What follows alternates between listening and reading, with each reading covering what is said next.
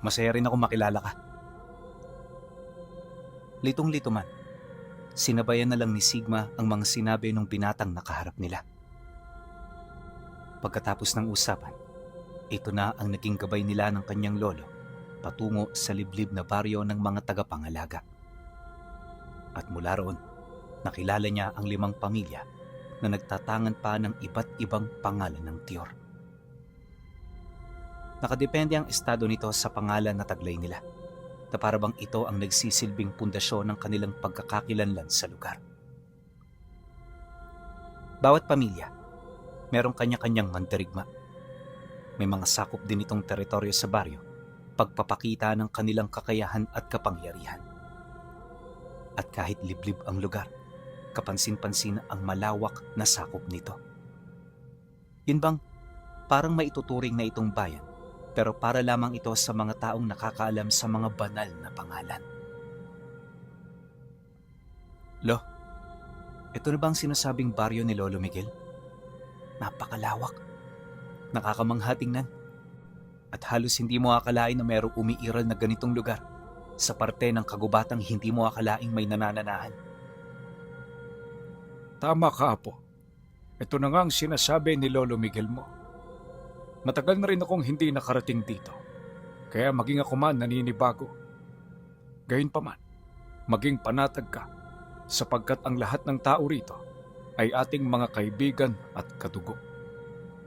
Tayo na, hanapin na natin ang lolo mo. Matapos nun, naglakad na sila hanggang sa marating nila ang sentro ng baryo, kung saan naroon ang isang maliit na kubo sa tabi ng malawak na puno ng mangga. Nag-iisa lang ang kubo sa lugar na parabang ayaw itong tabihan ng mga kadugo nila.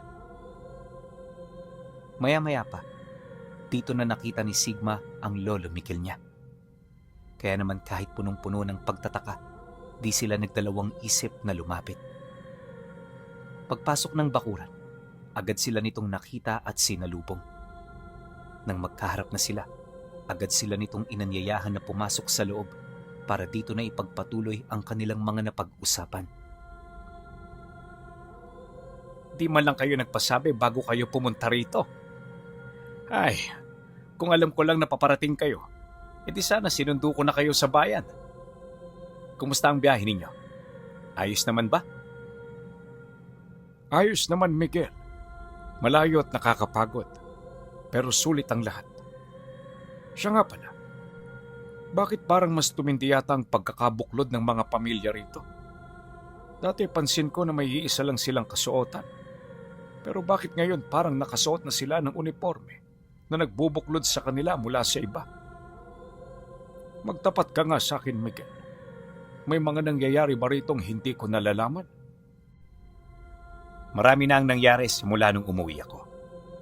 At kung iisa-isahin natin itong talakayin, matatagal lang tayo. Pero para malaman ninyo ang teksto, ibabahagi ko sa inyo ang buod at ang pinagmula ng problemang kasalukuyan namin ditong kinakaharap. Nag-ugat ang lahat sa pinuno ng 3 pamilya na si Agato, ang nagtatangan ng pang-7 at pang-8 pangalan ng tiyor. Kilala ito ng marami dito bilang matandang baliw dahil sa mga eksperimentong ginagawa nito noon pa. Ang hindi lang namin inaasahan na sa patuloy na pananaliksik ng matanda, makakadiskubre ito ng paraan kung papaano ilapat ang kalahati ng kapangyarihan ng pangalan sa mga sandata nila. At magmula noon, ang 3 pamilya na ang namumuno sa kabuuan ng baryo ng ating angkan.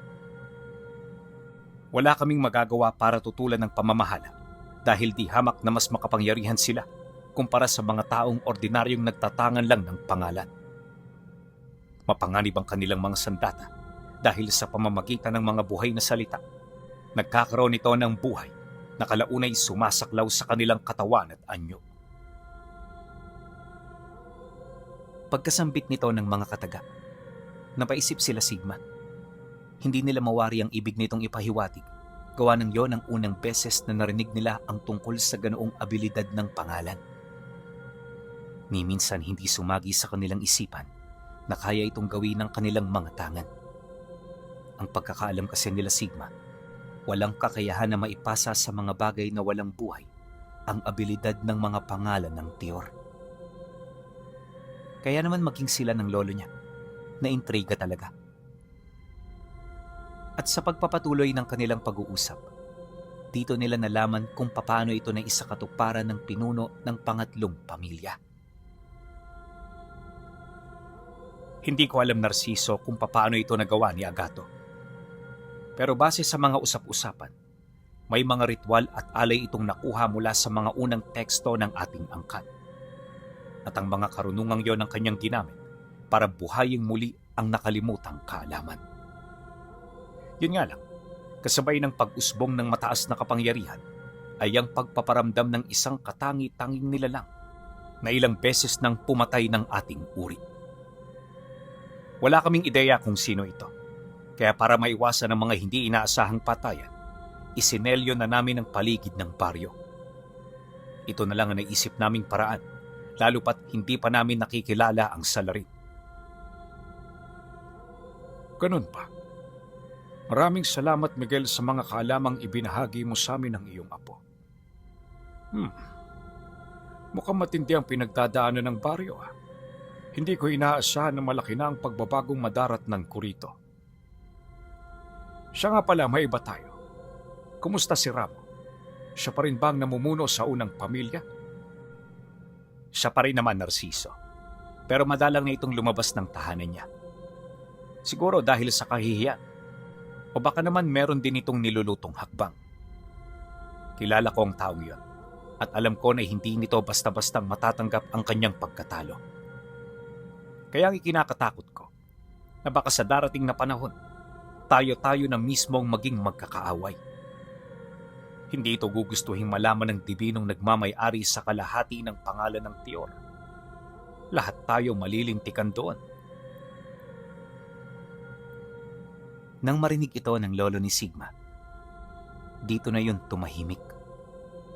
Batid nito na malayo-layo na ang narating ng pag-uusap nila, kaya mas ginusto nitong putulin na ang kanilang mga napag-uusapan. Makalipas ang ilang minuto, sabay-sabay na silang lumabas ng kubo. May mga bitbit na rin sila noong kape at tinapay, nang sa gayoy maging matiwasay ang kanilang pagpapahinga at pag-iisip ng mga bagay na gagawin nila. At habang ginagawa nila ito, walang ibang ginawa si Sigma kundi ang magmasid sa paligid. Sa loob kasi ng 5 taon, hindi biro ang mga pinagdaanan niya. Nakagawa na rin siya ng pangalan at marami na siyang karanasan pagdating sa iba't ibang uri ng mga aswang at mga nilalang ng kaliwa. Di man sa pagmamayabang pero masasabing bihasa na siya sa unang pangalan. Kaya na rin niyang gumamit ng OX ng kidlat at iba pang mga karunungan depende sa kanyang kalaban. Pagtungtong ng hapon, nagdesisyon sila na puntahan ng pinuno ng 3 pamilya. Balak ng lolo ni Sigma na kausapin ito dahil noong kabataan nila, literal na magkadikit silang dalawa. Naniniwala rin si Lolo Miguel na natatandaan pa siya ng taong yon kahit ito ay ubod na ng tanda. Ilang minuto pa ang lumipas, narating nila ang unang bahay na nagsisilbing bakuran at harang mula sa pinakatahanan ni Agato. Pagtayo nila sa harapan nito, agad silang sinalubong ng mga mandirigma ng 3 pamilya. Bawat isa armado ng mga gulok, pana at sibat. Kapansin-pansin din ang pagiging bihilante ng mga ito na parabang ang turing nila kalaban ang mga kadugo nilang naninirahan sa baryo kung saan sila isinilang.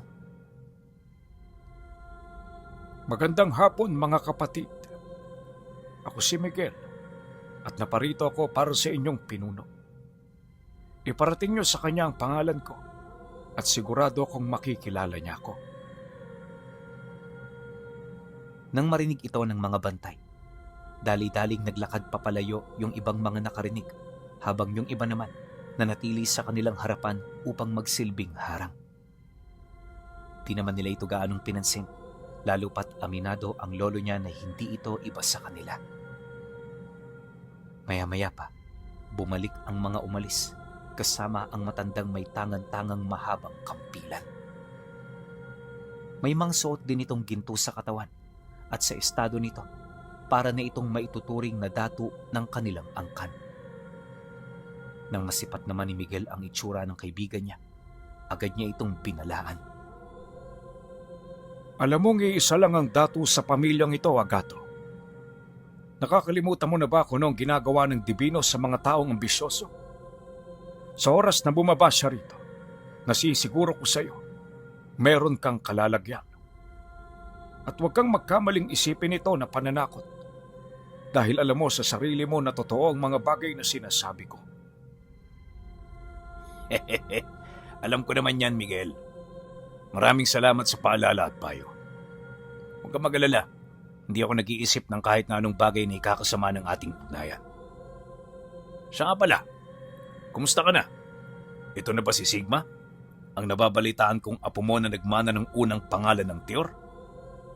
Sa mukha niya mukhang mahusay siya. Ang tanong, uubra kaya yan sa anak ko? Siguro naman napapanahon na para magkasubukan ng mga henerasyong susunod sa atin. Katuwaan lang naman, kaya hindi natin kailangang personalin kung sino ang matatalo o mananalo. Ano, Miguel? Payag ka ba?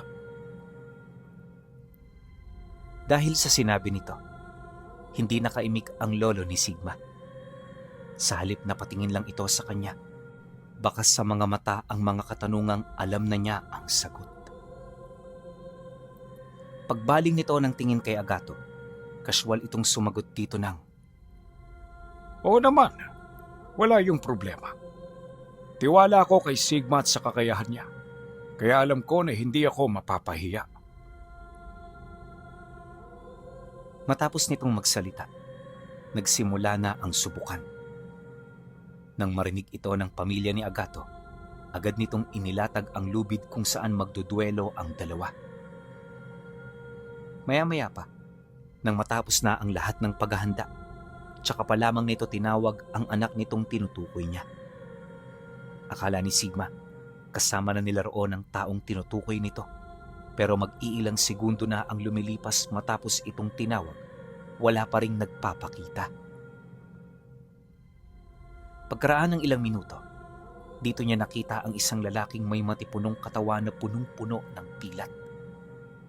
Nakayapak lang itong naglalakad, tapos wala itong pang-itaas na kasuotan. May hawak-hawak din itong espada na parabang may kahawig sa palakol ang disenyo. Paalon ang talim nito, tapos sa pinakadulo nito may nakausling talim na parang pangil ng espada kung titingnan.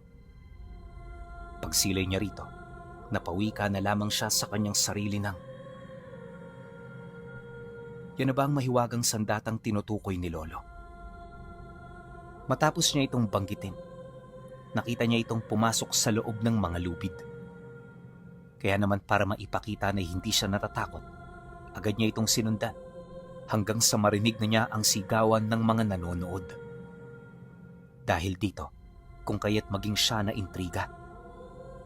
Sa sigaw kasi ng mga taong yun, parang sabik na sabik itong makita ang abilidad ng taong namumuno sa kanila sa oras na magretiro itong si Agato. Ilang minuto pa ang lumipas, nakita na niya yung naglilikha ng mga simbolo sa lupa gamit ang kanyang sandata.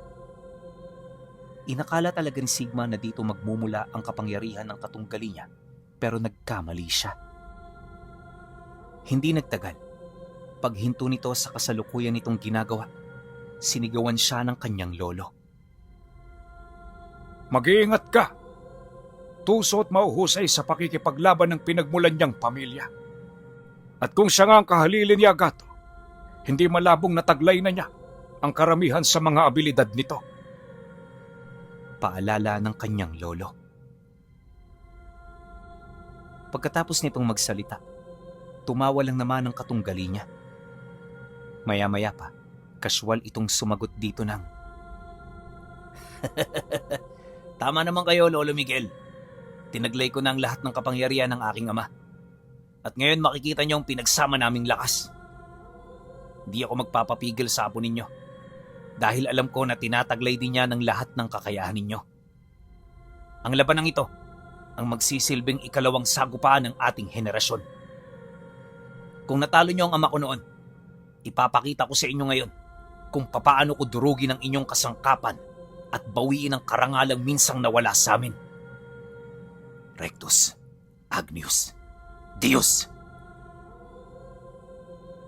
Matapos nitong mag-usal, biglang may umihip na malakas na hangin.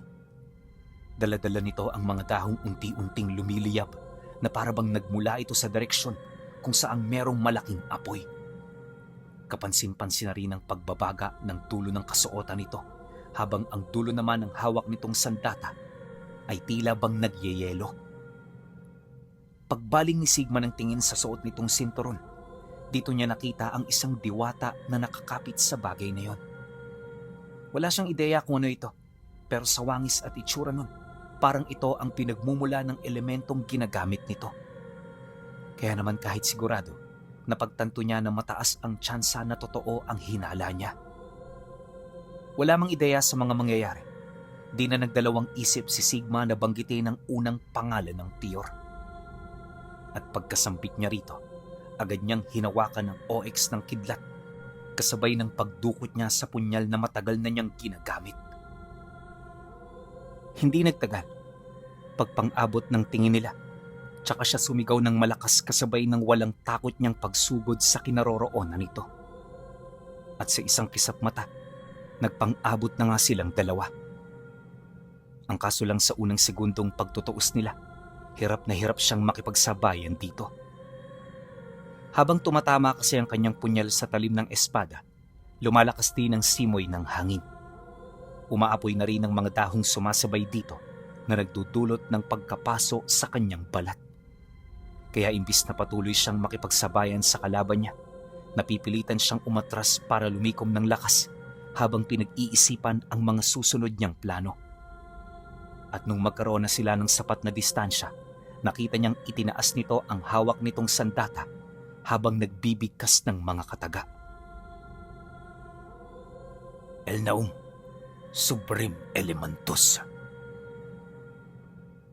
Pagkasambit nito, tsaka nito itinarak ang hawak nitong sandata sa lupa.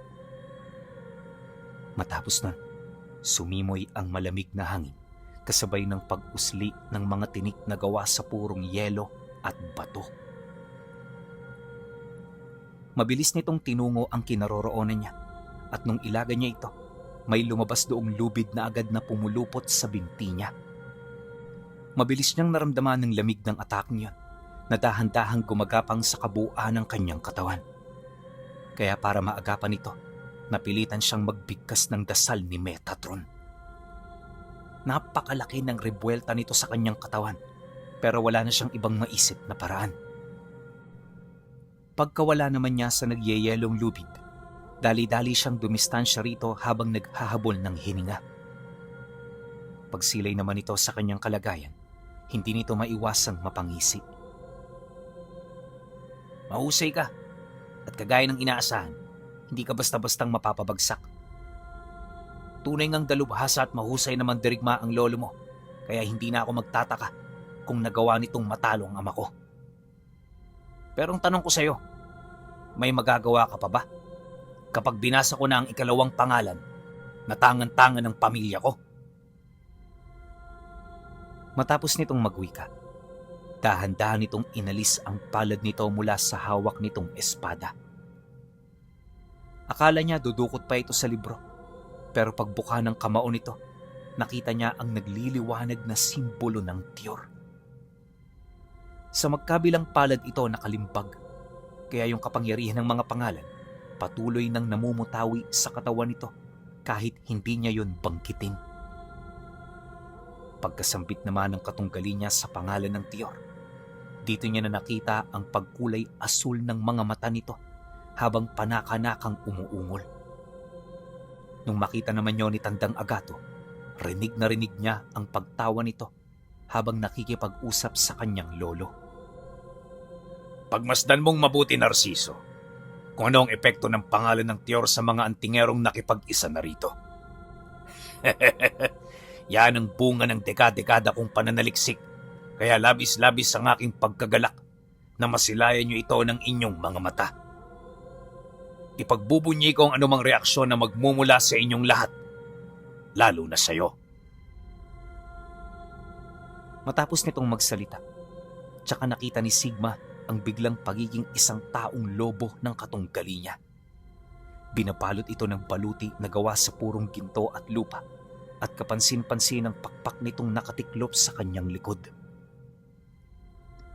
Pagatungal nito, yumanig ang buong paligid hanggang sa buong puwersa itong sumugod sa kanya.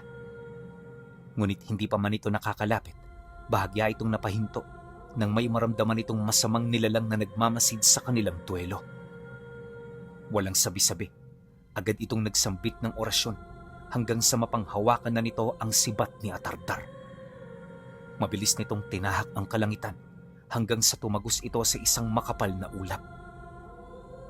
At mula sa lugar na yon, nakarinig sila ng atungal ng isang nilalang.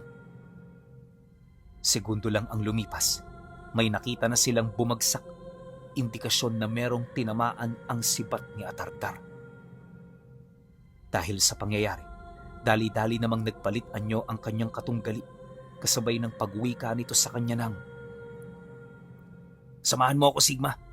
Sabay nating salubungin ang demonyong nagmamasid sa atin kanina pa. Tara!"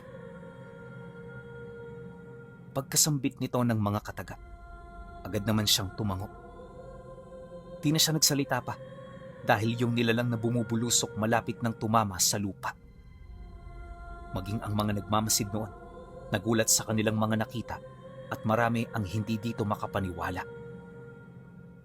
Paglabas nila ng baryo, nakita nilang bumagsak ito sa kakahuyan. Dahil dito, kung kaya't agad nilang sinindihan ang mga dala nilang sulo.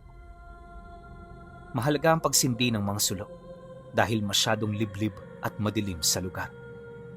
Hindi na rin ito sakop ng kanilang teritoryo, kaya naman madalas pinamamahayan o dinadaanan ito ng mga masasamang elemento. Habang papalapit, alerto na ang lahat. Si Lolo Miguel niya, hindi na rin umiimik dahil yon ang utos ng pinuno ng ikatlong pamilya. Maya-maya pa, pagdating nila sa kinabagsakan nito, nakita nila ang isang lalaki na may mga maiitim na balahibo sa katawan. Nakaluhod yun sa lupa at parang nagpupumilit itong tumayo. Unti-unti na rin itong bumabalik sa orihinal nitong wangis na parabang nag-iipon yon ng lakas. Kaya naman nang makita ito ng anak ni Agato, di na ito nagdalawang isip na lumapit. At nung mahawakan niya na yon sa ulo, agad niya itong sinindak habang nakalapat sa leeg nito ang talim ng armas niya.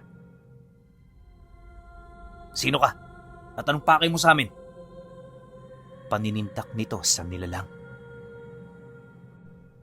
Nang marinig naman ito ang sinabi ng lalaki, hindi yun umimik habang dahan-dahang umiikot ang paningin nito sa paligid.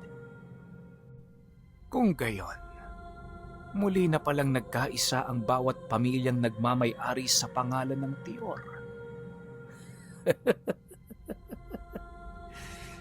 Ilang piraso na ba ang pangalang tanga ninyo? Marami na ba? Dapat na bang matakot ang lahi namin sa inyo?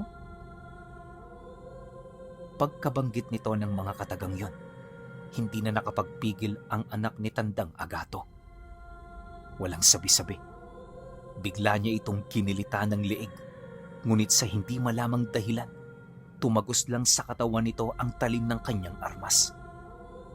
Maging ito man gulat na gulat sa mga nangyari, dahil nakasisiguro ito na walang anumang aral ang makakalusot sa talim ng kanyang sandata. Matapos ang pangyayaring yon, kasyual na tumayo ang lalaki at naglakad papalayo sa kanila. Pagharap nito sa dalawang matanda, ipinakita nito ang mga itim nitong pakpak na may hahalin tulad sa pakpak ng isang uwak. Kapansin-pansin din ang pag-itim ng mga mata nito at ang pagbiyak ng mga labi na parang natutuyo. Nang makita ito ng lolo ni Sigma, hindi ito nagdalawang isip na kumprontahin ang nilalang na nakatakas sa mga kamay nila. Sa ipinakita mo, hindi ka ordinaryong nilalang. Isang nilalang lang ang alam naming may kakayahang tumakas sa kapangyarihan ng Tior. At ito ay walang iba, kundi ang mga anghel na tumalikod sa kapangyarihan ng Panginoon.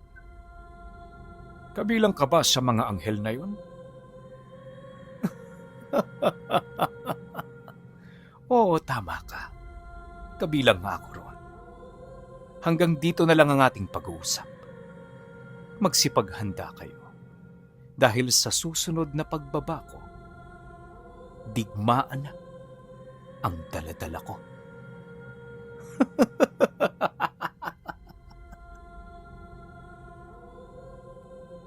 Matapos nitong magsalita, bigla nitong ibinuka ang mga pakpak nito. At nung masipat ito ng anak ni Tandang Agato na papaalis na, hindi ito nagdalawang isip na muling sugurin ang nilalang. Isa sa pinakamalakas niyang atake ang kanyang pinakawalan, ngunit nakapagtatakang hindi pa rin ito umepekto sa kanilang kalaban.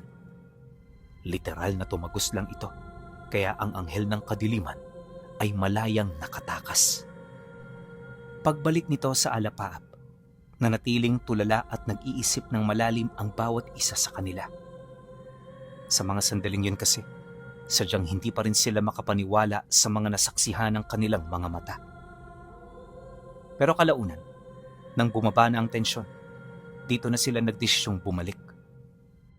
Nais nila na mapag-usapan ng tungkol sa mga nangyari upang magkaroon sila ng ideya sa mga posibleng rason ng pagbisita ng mga nilalang. Pagpasok nila sa loob ng tahanan ni Tandang Agato, dali-dali itong naghanap ng mga libro patungkol dito. Inaasahan naman nilang may kaalaman ng matanda ukol sa mga nangyari, lalo pat sa 5 pamilya, ito ang mahilig dumiskubre ng mga karunungang matagal nang nakalimutan ng angkan nila. Pagkaraan ng ilang oras na paghahanap nito, wala pa rin itong makitang libro. Kaya naman para mas mapadali, tinulungan na ito ng lolo niya. At habang abala ang dalawa, dito sila nagkaroon ng pagkakataon na mag-usap ng anak ni Tandang Agato. Ako pala si Dakil Sigma. Pagpasensya mo na ang kabastusan ko kanina. Nadala lang ako ng emosyon. Ang katunayan yan, masyado ako nasindak sa lakas mo eh. Hindi ka pang karaniwan. At kung pangalan lang ng Tiyor ang ginamit ko sa'yo, sigurado ako na maihirapan ako kahit 2 pa ang tangan ko. Ayos lang, Dakil. Ganyan din ako minsan kapag nadadala ng emosyon. Nawawala ng bahagya sa sarili. Pero alam mo, namangha ko sa ipinamalas mo kanina. Hindi ko sukat akalain na maaari palang ilagay ang pangalan ng Tiyor sa ating katawan. Hanggang ngayon kasi, nasa pulang libreta ko pa rin ang pangalan ng aking pinapangalagaan eh. At inilalabas ko lang ito kapag kailangan ko talaga. Sa pagpapatuloy ng kanilang pag-uusap, dito nila natalakay ang tungkol sa estilo na ginamit nito sa kanya kanina. Ayon kay Dakil, napakahirap matutunan ng ganoong abilidad, pero dahil sa pagpapasimple dito ng kanyang ama, kung kaya't nagagamit na ito ng bawat isa sa kanila. Dagdag pa nito na, hindi nila binabalak na sarilinin ang ganoong abilidad, bagkus kaya hindi nila ito ipinamimigay, ay dahil sa hangad din nilang matutunan ng ibang pamilya ang abilidad ng Tiyor na nakalaan para sa mga tanga nila. Naniniwala ang aking ama na bawat pangalan ay merong kakayahan. Hindi ito nakabigkis sa isang ritual o pamamaraan. Parang bukas na libro ang mga pangalan ng Tiyor. At kung sasaliksikin mo ito na may talinong ginagamit, posibleng matuklasan mo rin ang abilidad na para sa'yo. Huwag kang mag-alala, Sigma, dahil mula ngayon, trabaho ko na turuan ka. Hindi ikaw o ibang pamilya ang aming kalaban. Kaya kailangan nating magtulungan. Nakita mo naman yung nangyari kanina, di ba? Kaya dapat handa tayo palagi dahil may digma ang paparating. Nang marinig niya ang sinabi nito, tumangulang naman siya habang pinagmamasdan ang ama nitong abalang-abala sa pagbubuklat ng mga libro. Ilang minuto pa ang lumipas, bahagyang nawasak ang kanilang katahimikan dahil sa pagdating ng 4 na individual na namumuno sa 4 na pamilya ng angkan. Bawat isa sa mga ito kasakasama ang mga pinagkakatiwalaan nilang tauhan na nagawa na rin nilang mabahagian ng biyaya ng Tiyor. Pagupo nito sa mga bakanting upuan, dito na napatigil sa paghahanap si Tandang Agato. Mas pinili kasi nitong bigyan ng oras ang mga pumunta pagpapakita ng kanyang respeto at pagkilala. Maraming salamat at nakarating kayo ng mas maaga. Batid ko na nabalitaan nyo na ang mga nangyari. Lilinawin ko lang, walang may gusto nito sa aming pamilya. Nangyari ito nang hindi namin inaasahan. Kaya naman ikatutuwa ko kung hindi na tayo magtuturoan kung sino ang may kasalanan. Nang marinig naman ito ng 4 na pinuno, agad itong umupo sa harapan kung saan sila naroon. Nang mapansin naman ito ng lolo ni Sigma, ipinagpatuloy nito ang paghahanap upang mabigyan na ito ng linaw at mapag-usapan na rin ang kanilang mga gagawin. Ilang minuto pa ang lumipas. Sa pagpapatuloy ng kanilang paghahanap, nakita na ni Tandang Agato ang libretang makapagbibigay sa kanila ng linaw. Pagbuklat naman niya nito, nagsambit ito ng ilang mga buhay na salita upang alisin ang mga inilagay niya roong proteksyon. At nung maisakatuparan na niya ito, malaya nitong binasa ang teksto ng libro. Bawat kataga, inunawa nila ng maigi upang maunawaan nila ang nilalaman nito. At sa loob ng 1 oras na pananaliksik, dito nila narinig ang mga impormasyong nagbigay ng takot sa kanilang mga puso. Ano ka mo? Kaya hinahanap ng mga bumagsak na anghel ang mga pangalan ng Tiyor ay dahil gagamitin nila ito para pabagsakin ng Panginoon? Teka, paano nangyari yun? Purong kanan ng Tiyor. Hindi ito basta-bastang malulupig ng itim na kapangyarihan. Singit ng isa sa mga pinuno matapos nitong marinig ang paliwanag ni Tandang Agato.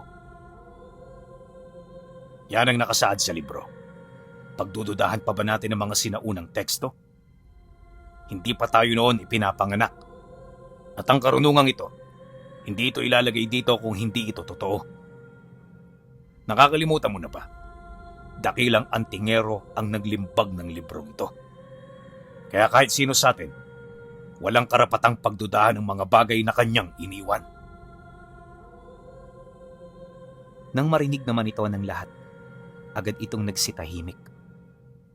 Alam nila na totoo ang mga sinasabi ni Tandang Agato, kaya hindi na nila ito tinutulan pa. At sa halip na kontrahin ang paniniwala nito, may hinahong nagsalita ang pinuno ng 2 pamilya. Naniniwala kami sa mga sinasabi mo, Agato. Pero ang tanong namin, ano ang gagawin mo? May binabala ka na ba? Ibabahagi mo ba sa amin ang kaalaman na iyong natuklasan? Kasi sa panahong ito, kailangan nating magtulungan. Hindi naman ibig sabihin na kayo lang ang makikinabang niyan. Tama nga. Dapat matutunan na rin namin kung paano ibahagi sa sandata ang pangalan ng Tiyor. Hindi yung kayo lang ang may alam niyan. At sa panahong ito, kailangan nating magkaisa. Kapag marami ang nakakaalam ng lihim na aral, mas malaki ang tsansa nating manalo. Sagot naman ng pinuno ng unang pamilya. Ngunit nang marinig ito ni Tandang Agato, napangisi lang naman ito habang sumasagot dito ng, Mga ambisyoso. Ay, pero hindi bale. Tama kayo, wala tayong pagpipilian. Kaya ngayon lahat ng may basbas ng pangalan ng Tiyor manatili. At ang mga hindi, lumabas. Wala kayong karapatan na pakinggan ang aking mga sasabihin dahil hindi kayo karapat-dapat. Pagkasambit nito, agad namang umalis ang mga taong pinariringgan nito. Masakit sa tenga ni Sigma ang mga katagang narinig niya, pero batid niya na pinapaira lamang ng matanda ang bakal na kamay na matagal na nitong ginagamit para mapanatili ang kadakilaan ng pinamumunuan nitong pamilya. Ilang minuto pa ang lumipas, iilang tao na lamang ang naiwan sa loob ng silid. Bale, siya ng 2 niyang lolo, si Tandang Agato, ang pinuno ng 4 na pamilya, at ang 9 na anak ng mga ito. Halos ilang minuto ring binalot ng katahimikan ng paligid bago nagsimulang magsalita ang matanda. Tinabihan na rin yun ni Dakil, pagpapakita na pawang siya lamang ang nabahagian ng 2 pangalan ng Tiyor na minsang tinangan ng tatay niya. Bagaman dadalawa lang ang pagmamay-ari nila, hindi yun basta-basta.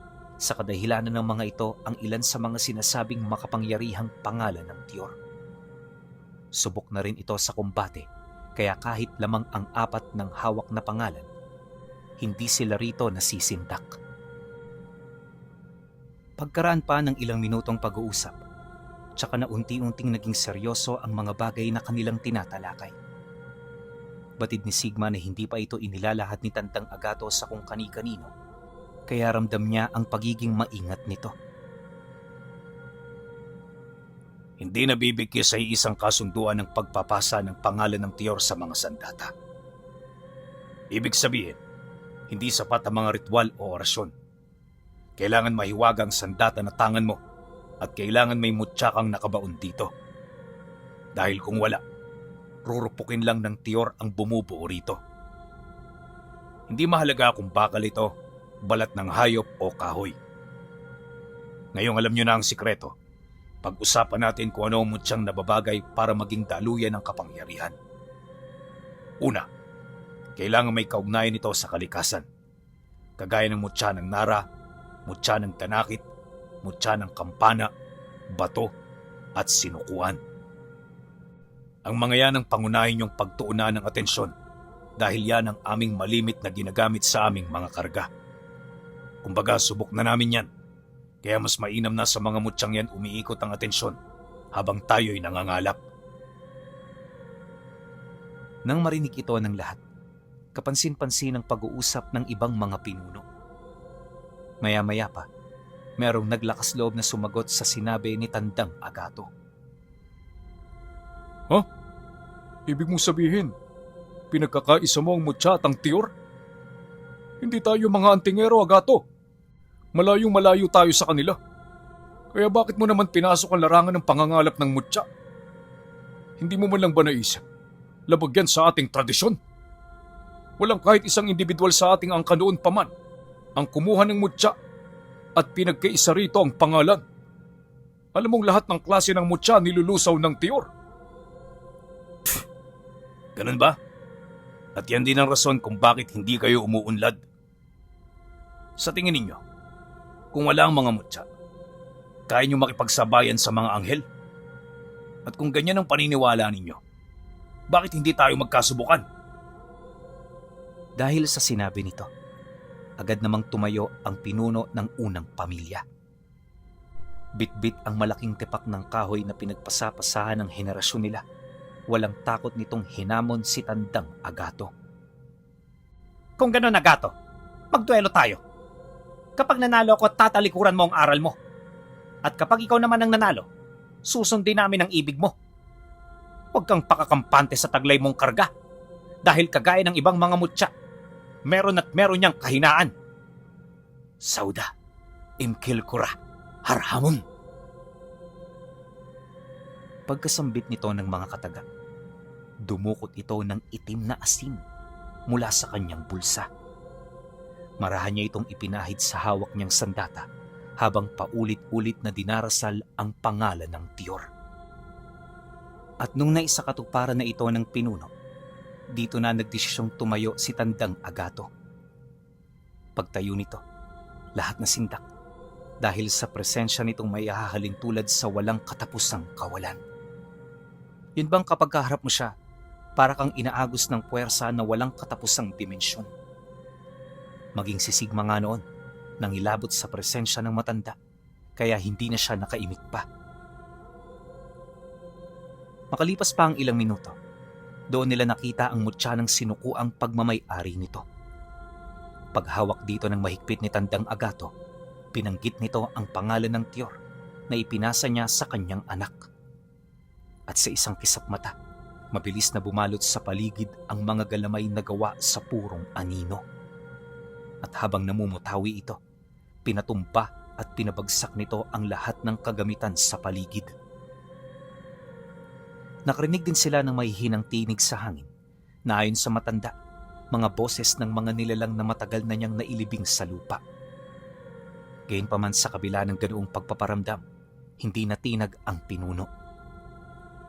Sa estado nito, parang nakahanda na yung makipagbuno gamit ang kabuuan niyang lakas. Maya-maya pa, pansamantalang itinigil ni Tandang Agato ang pagpaparamdam niya.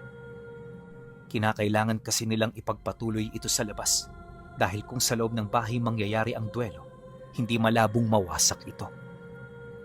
Kaya naman nang magkasundo ang dalawang panig, agad silang tumungo sa bakuran ng bahay. At nung marating nila ang lugar, dali-daling inihanda ng kanilang mga kasama ang mga lubid kung saan magaganap ang tagisan. Hindi nagtagal, nang mahanda na ang lahat ng gagamitin sa laban, dito na nagkatipon ang mga kapatid nilang gustong manood ng sagupaan. Halos lahat ng nasa baryo noon, nakamasid sa dalawa, gawa ng hindi madalang mangyari ang ganoong uri ng duelo. Kalaunan, nang makapasok na ang dalawa, kitang-kita nila Sigma ang tapang ng pinunong naghamon dito. Walang sabi-sabi, pagsilay nito kay Tandang Agato, buong puwersa itong sumugod dito. Agad itong nagpakawala ng malalakas na paghampas na halos kayang dumurog ng katawan ng tao. Ngunit sa bawat paghataw nito, tila bang tumatagos lang yon sa kalaban nito. Paulit-ulit itong sinubukan ng pinuno pero sadyang hindi ito makatagos sa proteksyon na naibibigay ng mutya ng sinukuan. Ilang minuto pa ang lumipas. Dito na ito napabuntong hininga habang dahan-dahang umaatras. Ngayon mo sabihin na mas makapangyarihan ang pangalan ng Tiyor kung mananatili ito sa ganitong estado lang. Oo, makapangyarihan yan. Wala namang duda. Pero sa larangan ng pisikal na kumbate, mapag-iiwanan ka kung may taglay na hindi masukat na lakas ang iyong kalaban. At totoo rin, wala sa tradisyon natin ang pagtaglay ng mutya dahil lahat tayo rito sinanay para maging bihasa at dalubhasa sa espiritual na pakikipagtigma. Sadyang nilawakan ko lang ang isip ko para matanggap ang aral na ito. Manahimik ka! Wala akong pakialam sa sinasabi mo! Nang marinig naman ni Tandang Agato ang sagot ng pinuno, dito na siya hindi nakapagtimpi. Kaya imbis na patagalin pa ang kanilang pagtutuos, tinapos na nito kaagad ang laban. Paglundag ng pinuno sa kanya, agad niyang binigyan ng material na katawan ng mga galamay ng sinukuan na naglalakbay sa anino. At paglitaw nito, agad yung pumulupot sa katawan ng kanyang katunggali. Mabilis nitong napabagsak ang pinuno sa puntong wala na itong magawa kundi ang sumuko. Matapos ang naganap na duelo, tulala ang lahat ng nakakita. Bawat isa hindi nila inakala na ganun pala kalakas ang matanda. Kahit naipasa na nito ang dalawang pangalan ng Tiyor na hawak niya. Si Dakil naman noon, tahimik lang na nagmamasid sa paligid, malugod na hinahayaan ng kanyang ama na gawin ang parte nito. Kalaunan napilitan na ring sumuko ang pinunong nakipagduelo rito. At nang marinig naman yun ni Tandang Agato, agad naman niya yung pinakawalan. Ngayon, nakita niyo na ba ang bisa ng pinagsamang pangalan ng Tiyor at mutya? Sa pamamagitan ng abilidad nito, kaya na nating sumabak sa anumang uri ng kumbate. Naniniwala rin ako na ito ang pangunahing armas natin para malabanan ang mga anghel. Napatunayan ko na ang parte ko, kaya inaasahan kong lahat kayo interesado ng matuto. Nang marinig naman ito ng karamihan, wala nang tumutol pa. At pagkatapos ng talata ni Tandang Agato, muli silang pumasok sa loob ng bahay upang mapag-usapan ng tungkol sa kanilang plano. Walang sawa rin itong nagsaliksik upang malaman nito ang eksaktong panahon ng pagbabalik ng mga anghel. Naniniwala kasi ito na sa pamamagitan ng mga teksto, malalaman niya ang binabalak nito at kung kailan magsisimula ang pananakop nito sa kanilang baryo. Dumaan ng 3 araw, hindi lumabas si Tandang Agato sa kanyang bahay. Sila naman ni Dakil noon, palagi nang magkasama upang pag-usapan ang mga pagsasanay na gagawin nila. Nangako kasi ito sa kanya na sasamahan siya nito sa pananaliksik ng nais niyang mutya. Kaya naman para mas mapadali ito, tinuruan na siya nito ng mga bagay na kinakailangan niyang gawin. Simple lang ang pangangalap ng mutya, Sigma. Pero hindi ito kasing dali ng inaakala mo. Isa ito sa mga komplikadong bagay ng pagiging antingero. Pero huwag kang mag-alala. Alam kong magiging madali na lang sa'yo ang lahat. Hindi naman, Dakil. Swerte lang ako siguro, kaya ganun. Matapos ang kanilang pag-uusap, nagdesisyon silang lumabas ng baryo. Ang nais kasing mangyari ni Dakil Pinuno, makapaglibang-libang sila kahit papaano. Makakatulong ito upang mapanatili ang kaayusan ng kanilang mga wisyo. Bago sila umalis, sinigurado nilang nakapagpaalam sila ng maayos sa kanilang mga pamilya. Nagdala na rin sila ng pera para naman may panggasta sila sa bayan at mabili yung mga iniutos sa kanila. Ilang minuto pa ang lumipas. Dito na sila nagsimulang maglakad.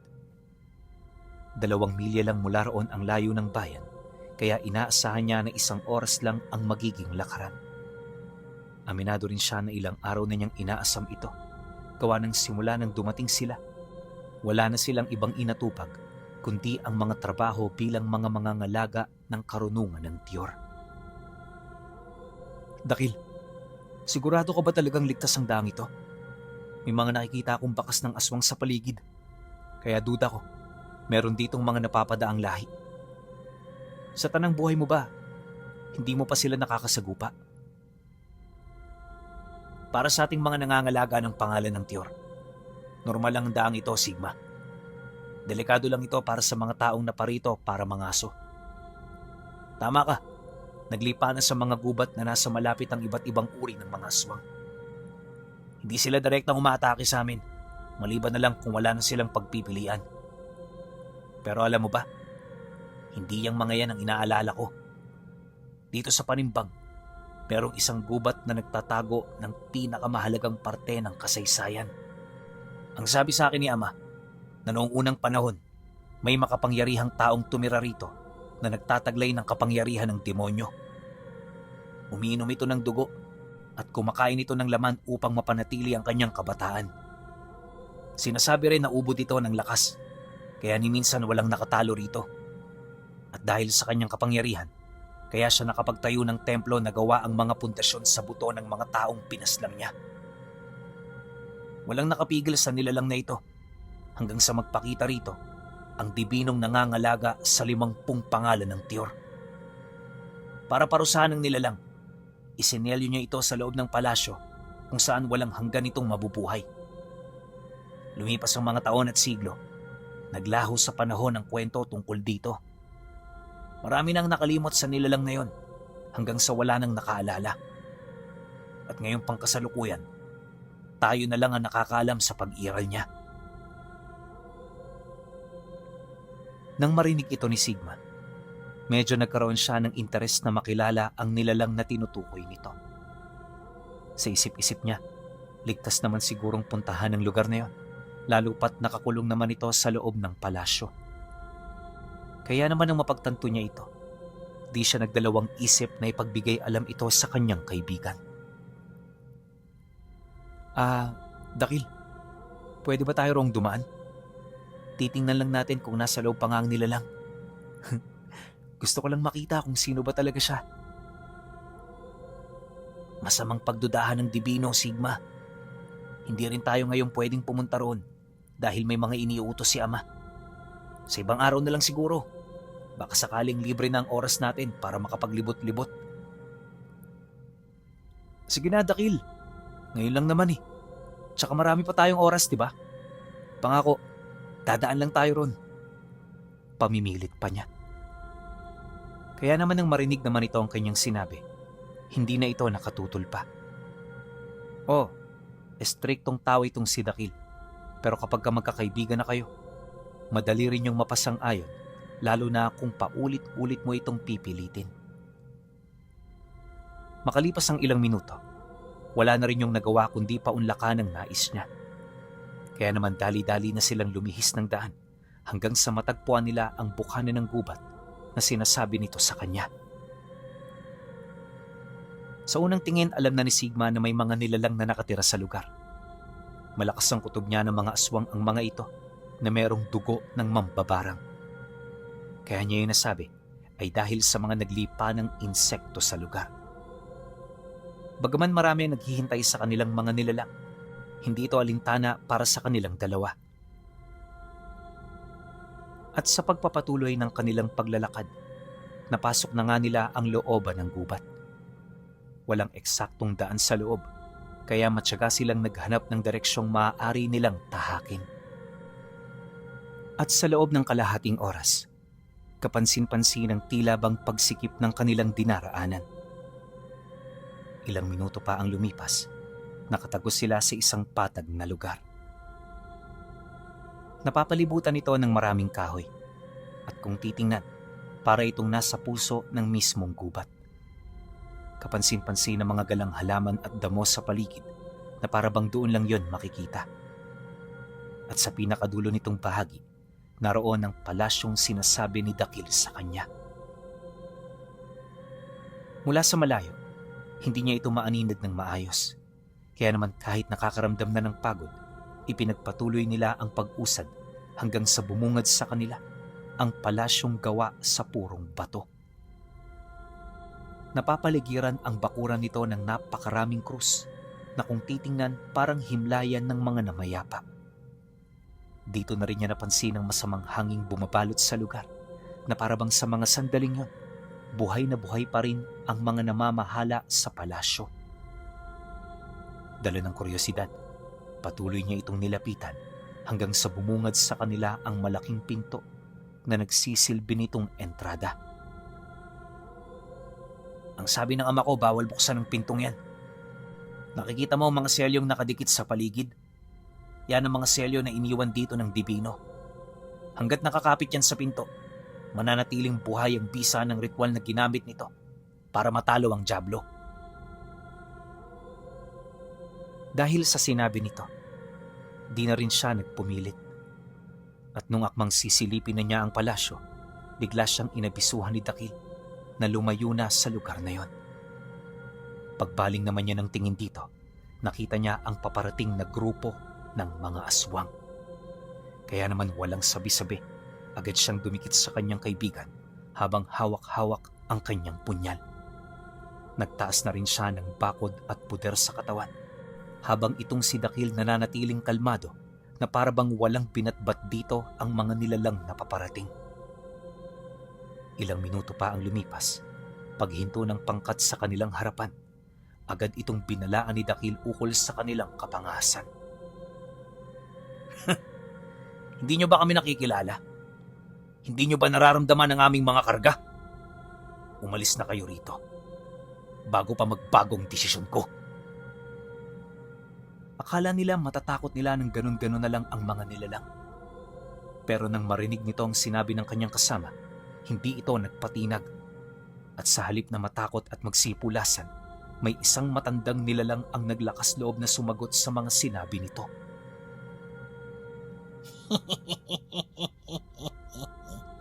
Wala kaming pakialam kung sino kayo. Narito kayo sa aming teritoryo. Kaya kayo ang dapat na matakot. Nakakalimutan nyo na yatang marami kaming naninirahan dito. Pagkasambit nito ng mga kataga, tsaka nila nakita ang iba pa nitong mga kasama na nagtatago sa likod ng mga kakahuyan. Napakarami ng mga ito at kung susumahin, hindi malabong mahigit ito sa 100. Kaya naman nang mapansin ito ni Dakil, di ito nagdalawang isip na humugot ng kanyang armas habang nag-aabiso sa kanya ng mga bagay na dapat niyang gawin. Huwag mong gagamitin ang pangalan at yor na hawak mo. Kakailanganin ko ang lakas mo, kaya mas mainam na ibigay mo na lang sa akin ang labang ito. Tumayo ka lang dyan at panoorin mo ang mga gagawin ko. Nang marinig ni Sigma ang sinabi nito, di siya nagdalawang isip na sumunod. Aminado kasi siya na sa sobrang dami ng mga nilalang, hindi niya ito kayang pagsabayin sa pamamagitan lamang ng pangalan ng Tiyor. Marami man siyang mapatay sa mga ito, posibleng manghina siya ng husto sa bandang huli. Aminado rin siya na ang kakayahan ni Dakil ang kailangan nila sa mga sandaling yun. Maya-maya pa, narinig niya na itong magsambit ng mga buhay na salita. Rectus, Agnius Deus. Pagkasambit nito ni Dakil, unti-unting binalot ng malakas na puwersa ang paligid. Nagsimula na ring lumamig na sinabayan ng mayat-mayang pag-init. Dahil sa ginawa nito, hindi na nagdalawang isip na magpalit ng anyo ang mga nilalang nakaharap nila. Sa isang kisap mata, agad na nagbago ang anyo nito hanggang sa maging parang kawangis na ito ng mga dyablo. Nung masipat naman niya ito, dali-dali siyang lumapit sa kanyang kaibigan, bit-bit ang kanyang punyal na hinugod niya mula sa lalagyanan. Hindi ako gagamit ng pangalan ng Tiyor, pero tutulong ako sa'yo. Huwag mo akong alalahanin. Kagaya mo, meron akong mga alas na nakareserba.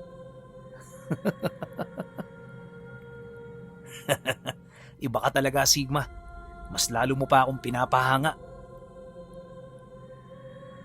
Matapos naman nilang mag-usap, tsaka na nila sinugod ang mga nilalang napapalapit. At sa loob lamang ng ilang segundo, nangyari na ang laban.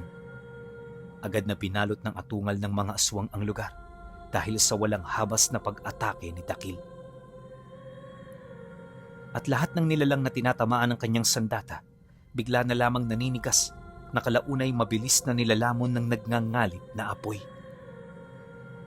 Dahil dito, kung kaya't katakot-takot na atungal ang maririnig sa mga ito bago yun tuluyang pumanaw. Makalipas pa ang ilang minutong pakikipaglaban sa mga nilalang, natuntunan nito ang kinaroroonan ng matandang nangahas na makipagsagutan sa kanya.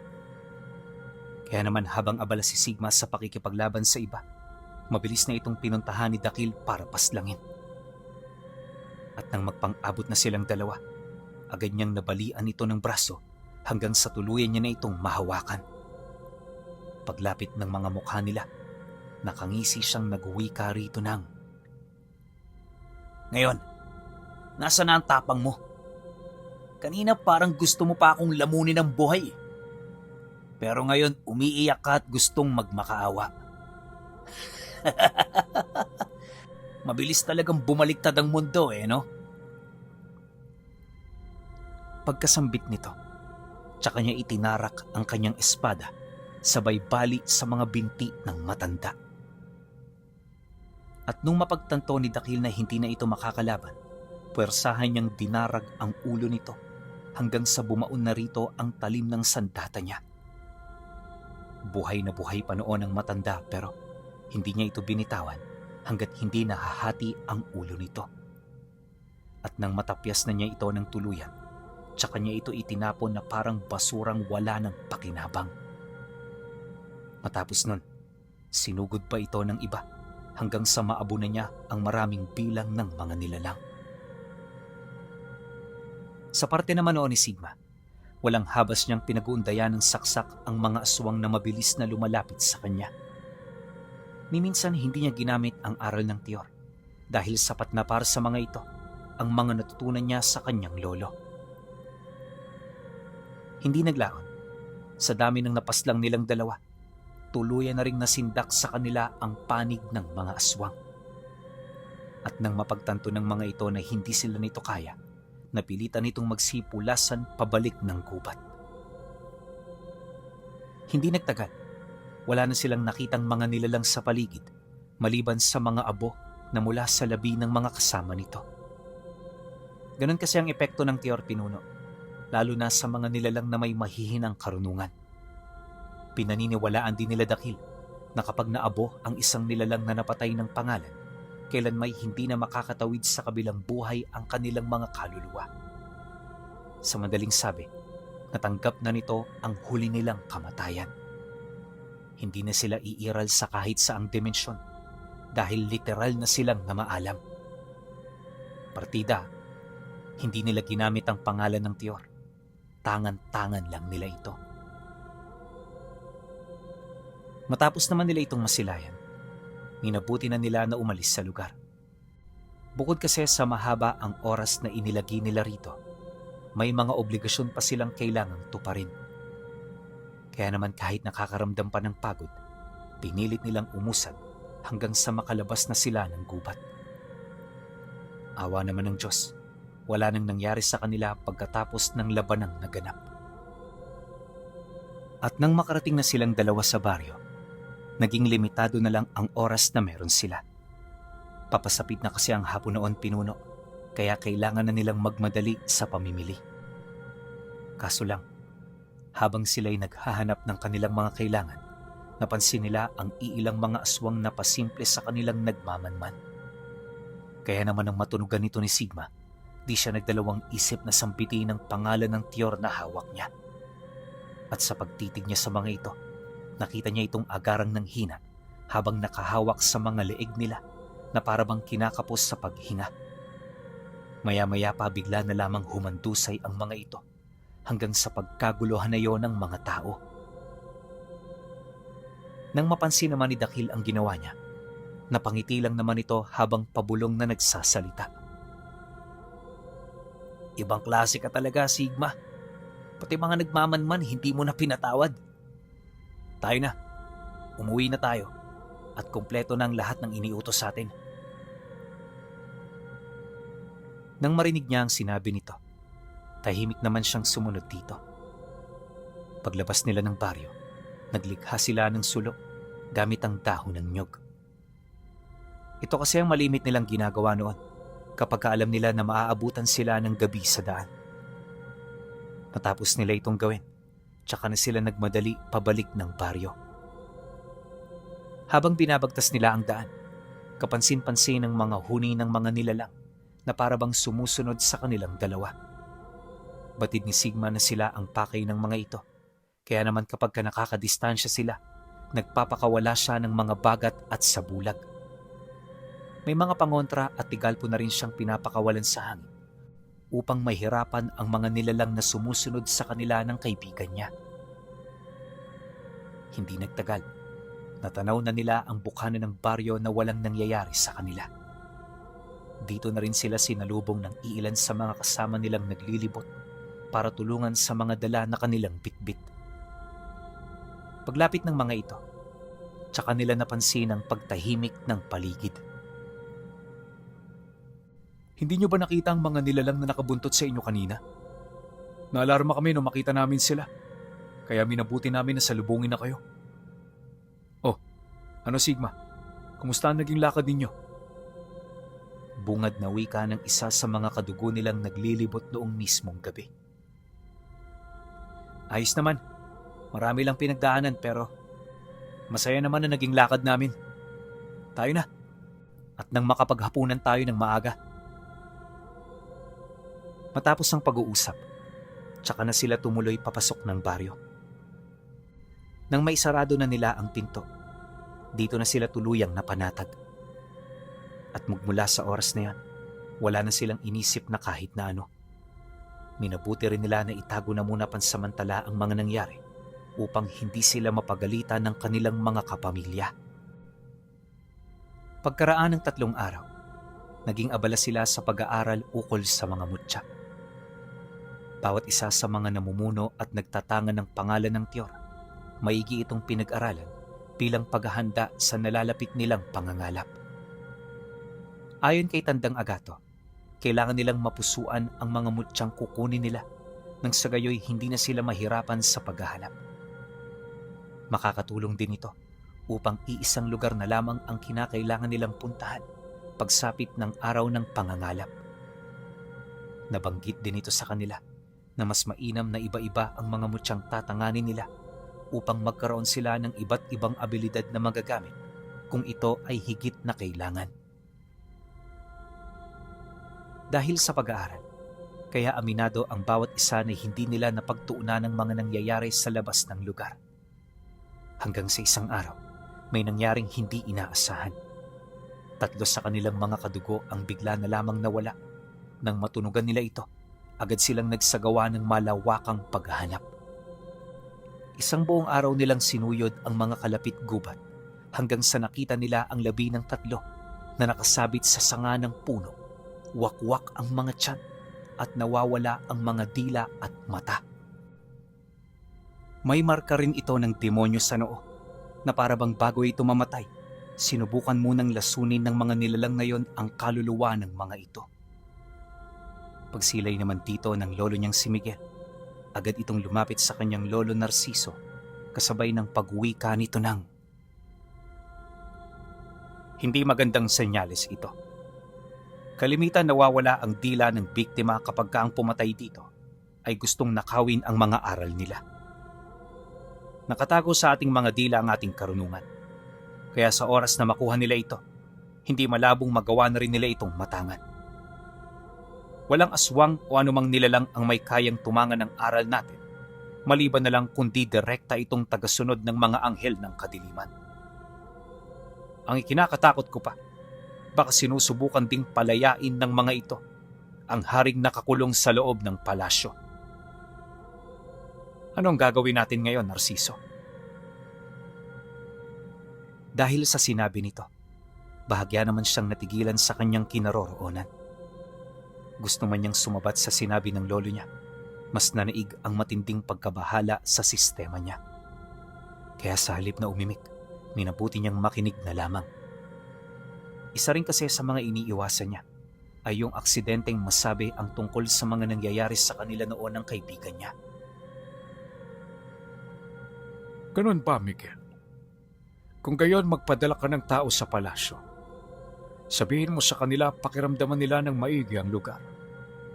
Pagmasdan nila ang mga nilalang na umaligid dito at ibalita ang mga kakaibang pangyayari na kanilang makikita.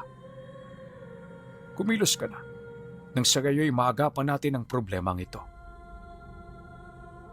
Matapos nun, diretso na silang lumapit sa kinaroroonan ni Tandang Agato. Paglapit nila rito, nakita nila ito na inaalaya ng dasal ang mga biktima. Bakas din sa mukha ng matanda ang matinding panlulumo, gawa ng yung mga taong nawala, hindi na iba sa kanya at sa anak niya. Kalaunan, nang may saayos na nila ang bangkay, dali-dali nila itong dinala sa kanilang baryo. At mula roon, inalaya nila ito ng 9 na gabing lamay. Habang sila'y nagluluksa, ipinagpatuloy pa rin nila ang kanilang mga nasimulan. At sa pagsapit ng panghuling araw ng lamay, nakita ni Sigma ang hari na nakatayo sa tuktok ng palasyo, hawak-hawak ang ulo ng kanyang kaibigan. Okay. Grabe naman yung pandulo. Wait lang, sinong kaibigan ni Sigma? Medyo nabablanko ako medyo napapaisip ako kung ano yung pwedeng mangyari. Kasi imposibleng si Dakil eh. Wag naman sana. 'Di ba? Pero masasabi ko sa episode na to, simula pa lang grabe na yung kilabot ko. Paano pa kaya yung episode 3 na parang dito na magsisimula o dito na magkakaroon ng mga matitibay na senyales sa paparating na digmaan.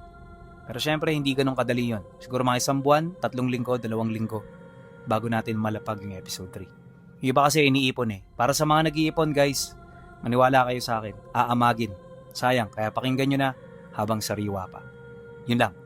Salamat.